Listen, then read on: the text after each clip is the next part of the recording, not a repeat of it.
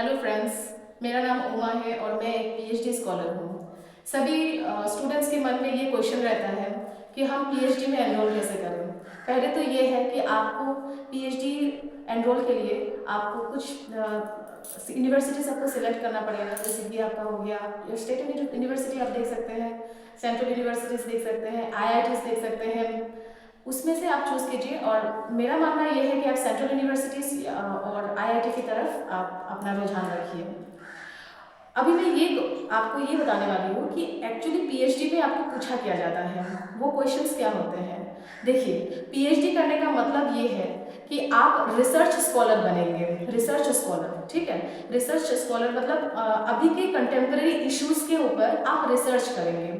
या तो आप साइंस के फील्ड से हो सकते हैं, आर्ट्स के फील्ड से हो सकते हैं, और या फिर कॉमर्स के फील्ड से हो सकते हैं, ठीक है।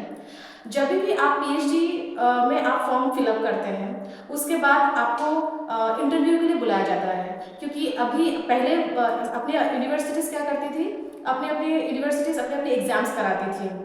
रेट होता था या फिर रेट एग्जाम्प्टेड होता था। लेकिन अभी यूजीसी नेट ने ये कर दिया है कि आपको जो यूजीसी नेट का जो एग्ज़ाम है उसमें अगर आपके सर्टिफिकेट में पीएचडी या फिर पीएचडी प्लस असिस्टेंट प्रोफेसरशिप मतलब लेक्चरर और प्लस एक होता है कि आपको जेआरएफ, 3 तरीके से आता है।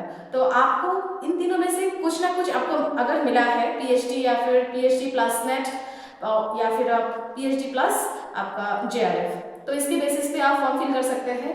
और जैसे ही आप फॉर्म फिल करते हैं वैसे ही आपका सिर्फ एक ही होगा, वो होगा कि आपका इंटरव्यू होगा। आपको इंटरव्यू पे बुलाया जाएगा। तो उस इंटरव्यू पे जब आपको बुलाया जाता है तब आपके दिमाग में 2 चीज़ होनी चाहिए। पहला ये चीज़ होनी चाहिए कि आपको एक अच्छा सा प्रपोजल लेकर आना है। अब ये प्रपोजल क्या है वो हम दूसरी वीडियो में आपको बताएंगे, लेकिन मैं थोड़ा सा आपको हिंट दे देती हूँ यहाँ पर। प्रपोजल वो एक एरिया होता है जिसपे एक्चुअली आप रिसर्च करना चाहते हैं, जिसपे एक्चुअली आपको डॉक्टर को जो डिग्री है वो आपको मिलेगी। वो अपने अपने फील्ड में आप उसको डिसाइड करेंगे कि मैं अपने रिसर्च प्रपोजल क्या लेकर जाऊँगा। लेकिन इसके साथ आपका ये भी है कि आप प्रपोजल के साथ आप जिस भी बैकग्राउंड से आते हैं, या तो आप आर्ट्स के फील्ड से आते हैं, साइंस के फील्ड से, या फिर कॉमर्स के फील्ड से आप आते हैं, तो आपको आपने हायर सेकेंडरी से जो भी आपने पढ़ा है उन सारी चीज़ों का आपके पास एक अच्छा खासा नॉलेज होना चाहिए। क्योंकि इंटरव्यू पे आप जब बैठते हैं तब सिर्फ ये नहीं होता है कि सर आपको सिर्फ प्रपोजल के ऊपर ही पूछा जाएगा। हाँ, हमने देखा है कि कई यूनिवर्सिटीज सिर्फ प्रपोजल के ऊपर भी पूछते हैं, लेकिन मेरी जो एक्सपीरियंस है, मैं अपने एक्सपीरियंस से ये बोल सकती हूँ कि आपका जो बैकग्राउंड नॉलेज है वो भी आपसे देखा जाता है कि आपके पास है कि नहीं। क्योंकि अब देखिए, आप अगर पीएचडी करते हैं, जनरली यही देखा जाता है कि पीएचडी कंप्लीट करने के बाद आप क्या करेंगे, आप एक असिस्टेंट प्रोफेसर बनेंगे। तो असिस्टेंट प्रोफेसर का जो जॉब होगा वो क्या होगा, असिस्टेंट प्रोफेसर एक टीचर है मान के चलिए, वो क्या करेंगे, वो पढ़ाएंगे। तो पढ़ाने के लिए आपको तो नॉलेज होना पड़ेगा ना उन सब चीज़ों की। तो इंटरव्यू पे एक्चुअली वो देखा जाता है कि एक पीएचडी स्कॉलर के पास, मतलब जो पीएचडी स्कॉलर बनेगा, ठीक है, तो उसके पास आपके बैकग्राउंड नॉलेज है कि नहीं। मान के चलिए आप जब पीएचडी स्कॉलर बन जाते हैं तो सिर्फ इतना, ये तो मतलब ये सच्चाई है कि आप जब पीएचडी स्कॉलर बन जाते हैं तब सिर्फ आपका ये नहीं होता है कि आप सिर्फ इस रिसर्च ही करेंगे। क्योंकि आपके ऊपर कोई सुपरवाइजर होगा, तो सुपरवाइजर के अंडर बहुत सारे काम होंगे। तो उनमें से ये एक काम होगा कि हो सकता है कि आपको क्लास अलॉट हो जाए, तो उन क्लासेस को भी तो अटेंड करना पड़ेगा ना आपको। और मैं ये एक सच्चाई बताती हूँ कि यूनिवर्सिटीज़ में फैकल्टी की सच में ही कमी होती है। तो कहीं ना कहीं गवर्नमेंट उस कमी को पूरा करने के लिए भी रिसर्च स्कॉलर का कहीं ना कहीं यूज़ होता है। मतलब रिसर्च स्कॉलर को क्लासेस अटेंड करनी पड़ती है, बच्चों को क्लास देना पड़ता है। तो आप क्लास कैसे देंगे अगर आप चीज़ों को जानते ही नहीं है, आपके बैकग्राउंड में कोई आपका स्ट्रॉन्ग नॉलेज नहीं है, ठीक है, तो आप क्लास भी कैसे अटेंड करेंगे। तो आपका मेन जो है पीएचडी में आप जब बैठेंगे आपको दोनों तरीके से क्वेश्चन पूछा जाएगा। एक तो है आपका जो फील्ड है जिस पे आप रिसर्च मतलब प्रपोजल लेकर आए हैं, जिस पे आप रिसर्च करना चाहते हैं, उसके बारे में तो पूछा ही जाएगा। दूसरी चीज़ ये है कि आपको अपना जो डिपार्टमेंट है, मान के चलिए आप कॉमर्स से है, आप आर्ट्स से है, या फिर आप साइंस से है, साइंस के भी आप कोई भी मान के चलिए केमिस्ट्री से है, फिजिक्स से है, तो आपको उन सारी चीज़ों को भी क्वेश्चनिंग किया जा सकता है। वो सारे क्वेश्चंस को भी आपको आंसर देना पड़ेगा, आपको आना पड़ेगा। और एक बात है, जैसे ही आप इंटरव्यू में बैठते हैं, वैसे ही अगर ऐसा लगा कि पैनल को ऐसा लगा, पैनल मतलब जो एक्सपर्ट्स बैठे होंगे आपको जो क्वेश्चन करेंगे, तो उन लोगों को अगर ऐसा लगा कि आप पहले एक या फिर दो क्वेश्चन में आप उस आंसर का जवाब नहीं दे पा रहे, तो आई डोंट थिंक कि आपको उतना इंटरेस्ट देंगे, क्योंकि कैंडिडेट्स बहुत होते हैं, उसके लिए आप चिंता मत कीजिए। लेकिन अगर आप खुद को स्ट्रांग बना के आते हैं, इंटरव्यू में बैठते हैं, तो डेफिनेटली आपका सिलेक्शन हो जाएगा।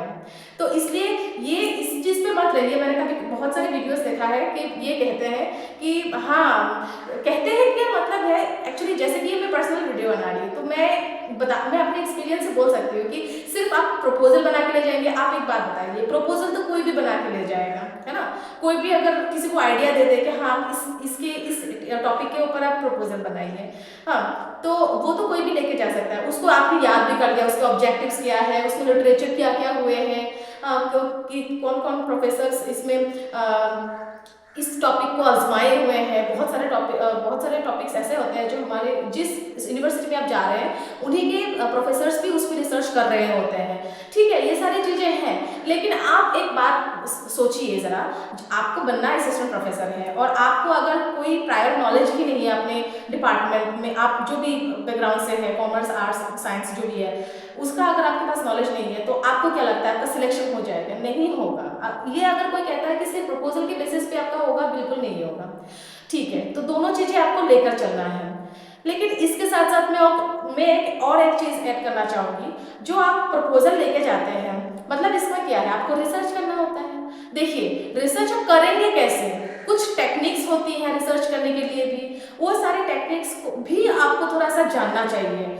ठीक है, अच्छा, मेन क्या होता है कि आप पीएचडी जब करने के लिए आप जब इंटरव्यू में बैठते हैं, जब पीएचडी के लिए आप इंटरव्यू में बैठते हैं, तब आपसे स्टैटिस्टिक्स के कुछ क्वेश्चंस पूछे जाते हैं। स्टैटिस्टिक्स का यूज हम रिसर्च में करते हैं, इसलिए ज़्यादा पूछा जाता है कि जैसे मान के चलिए एनोवा कब यूज़ होता है, जैसे टी टेस्ट कब यूज़ होता है। ये जो टेस्ट है ना, ये parametric and non parametric test जो स्टैटिस्टिक्स का एक पार्ट है, उन सारी चीज़ों से पूछा जाता है। और एक बात है, क्योंकि आज का जो ज़माना है वो बिल्कुल पहले जैसा नहीं रहा है। आजकल ये है कि टेक्नोलॉजी बहुत एडवांस है, आपको रिसर्च करने के लिए आपको एआई हेल्प करेंगी। ठीक है, और बहुत सारे टूल्स हैं, टेक्निक्स हैं, जिससे कि आप अपना रिसर्च आगे बढ़ाएंगे। तो पैनल में ये जो सारी चीज़ें हैं ना, उससे भी क्वेश्चन पूछे जा सकते हैं। तो ये सारी चीज़ें आपको कहाँ से मिलेंगे? आपको स्टैटिस्टिक्स का थोड़ा सा नॉलेज आपको होना पड़ेगा। तो बेसिकली एक तो है आप प्रपोजल बनाइए, दूसरा ये है कि आपका जो भी बैकग्राउंड है, आपका जो भी अपना सब्जेक्ट है, उस सब्जेक्ट में आप एक्सपर्ट बनिए, उसको आप कंसेप्ट को क्लियर कीजिए। ठीक है, और आप एक काम कर सकते हैं कि आप स्टैटिस्टिकल जो भी टूल्स यूज होते हैं एक्चुअली रिसर्च में, वो सारी चीज़ें भी आप एक बार क्लियर करके जाइए। तो मेरे हिसाब से आपका सिलेक्शन बिल्कुल होगा।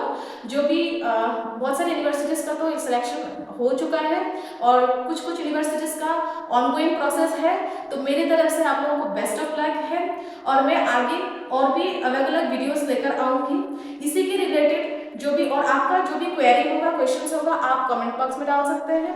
ठीक है, तो मेरे हिसाब से आपको 3 चीज़ें इसमें आपको करना चाहिए। तो आप फुल वीडियो देखिए तो और इस चीज़ को आप अच्छे से समझिए। Thank you.